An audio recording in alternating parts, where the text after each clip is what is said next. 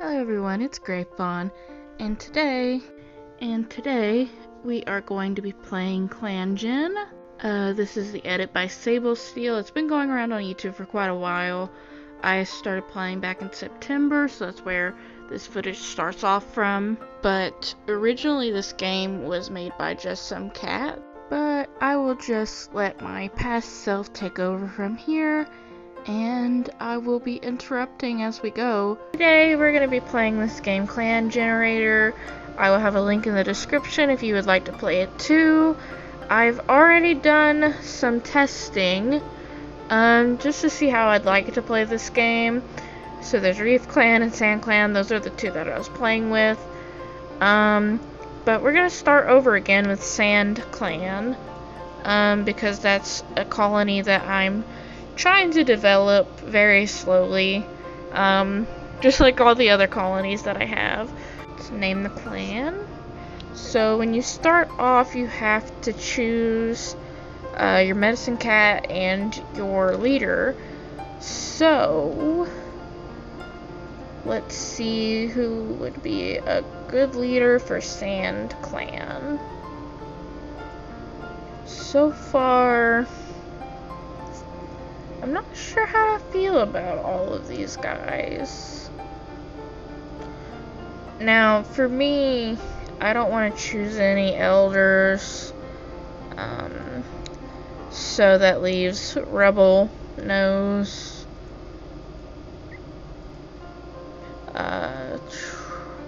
Green Star, Clover Star, Water Star, and that's about it.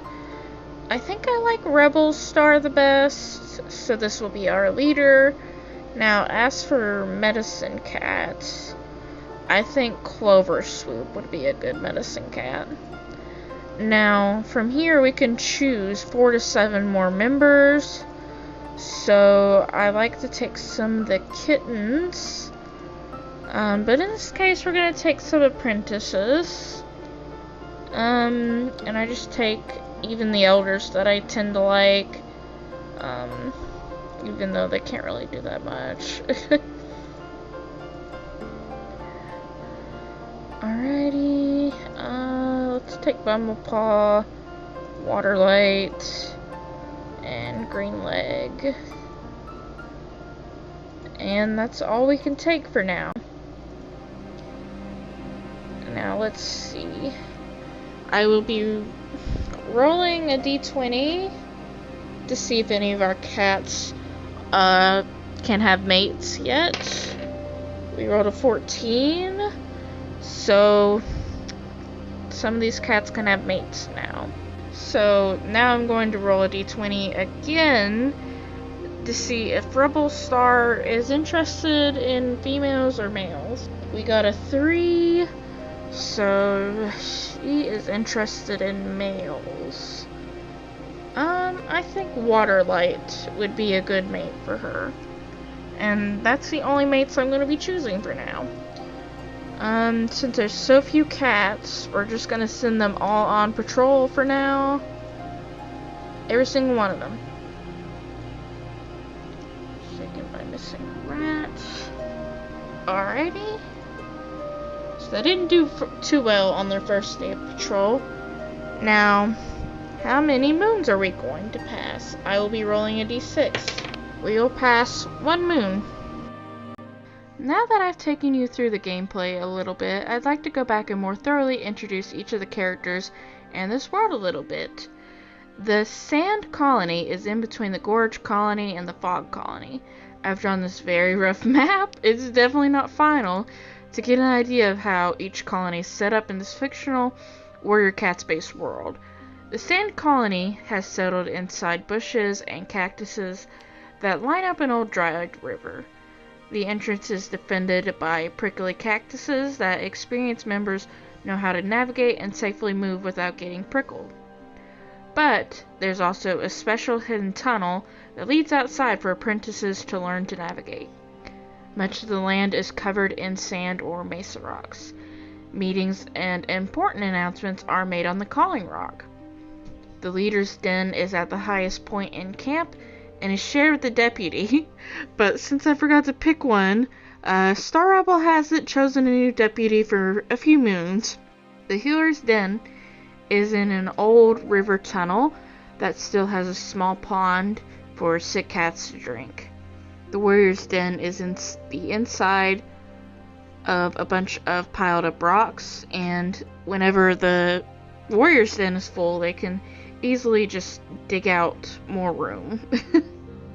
The Apprentice's Den is woven with sandy bushes and decorated with cactus flowers in the springtime. The nursery is beside a small pond, and it's connected to the Elder's Den. That's basically an abandoned bunny burrow, and it's near the edge of the camp. Stones in camp provide plenty of moss for cats who need new nests.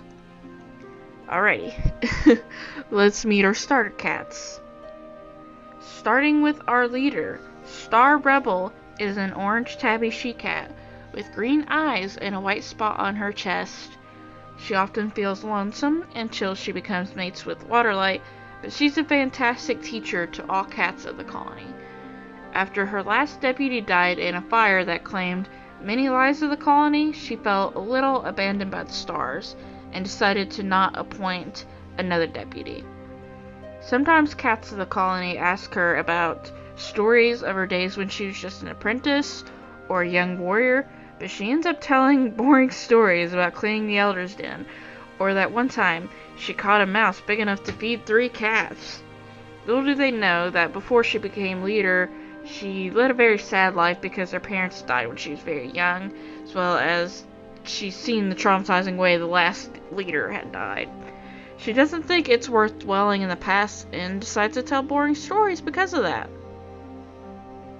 Our medicine cat is Clover Swoop, who is a black and white spotted she-cat with green eyes. She's very strict when it comes to cats with injuries.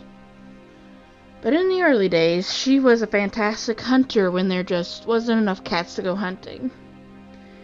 She defended Bumble Ash from a rat when Bumble Ash was an apprentice, and that's how she earned the scar in her... and that's how she earned the nick on her ear. She decided she wanted to be a medicine cat because she could easily communicate with the stars in her dreams, and that she could easily remember exactly how to treat injuries. Unfortunately, her mentor has passed away just a few moons ago. She believes that she could have prevented it. Next is our warrior's Waterlight, who is a male. Next is our warriors, starting with Waterlight, who is a white tom with light gray spots and dark blue eyes. He is a senior warrior at the time and became mates with Star Rebel, even though he's very insecure and shy. On the other hand, he's a good teacher who Star Rebel relies on to give her advice on matters within the colony. Dust Spring is currently his apprentice, and her training is shaping up well. He often takes Dust Spring on as many hunting patrols and border patrols as possible in hopes that one day she'll become the next deputy. He doesn't think the other current warriors are quite worthy of the title, even himself, and that might be the reason why Star Rebel hasn't chosen a new deputy yet. Our next warrior is Greenleg, who is a sandy-colored tom with green eyes. I decided to interpret him slightly as a flame point because I figured it would be a little bit more interesting than just the plain color.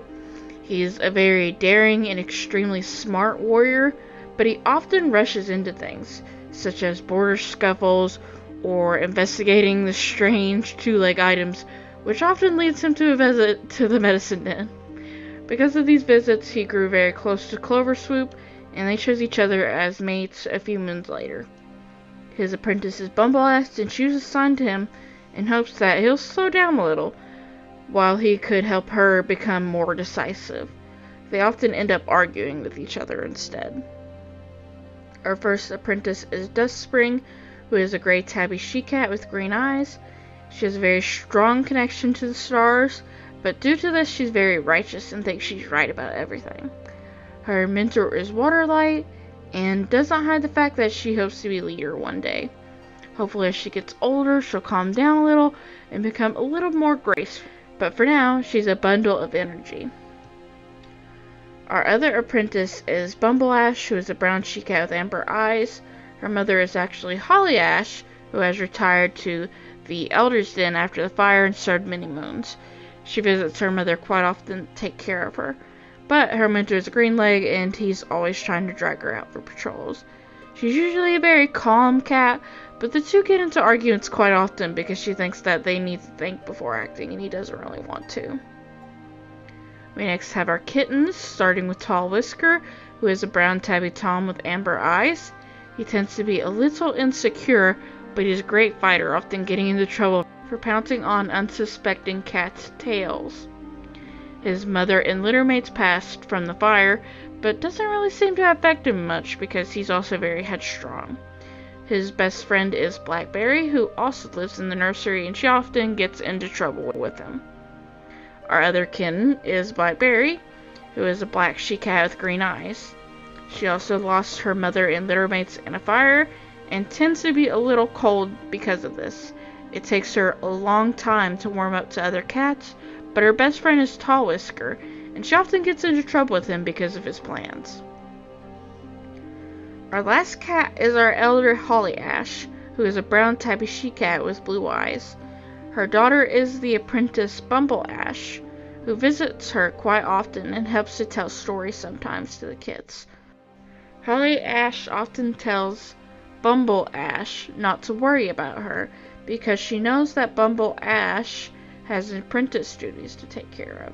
She suffered some smoke inhalation from the fire and suffers from asthma attacks. When she was a younger cat, she's very smart and faithful in the stars.